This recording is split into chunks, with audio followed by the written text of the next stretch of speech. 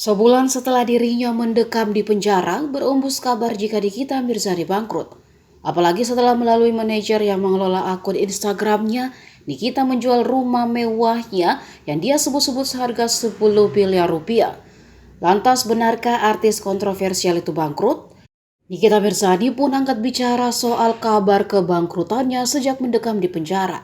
Isu tersebut muncul saat dirinya akan menjual rumah mewahnya yang berada di Pesanggerahan Jakarta Selatan melalui Instagram miliknya.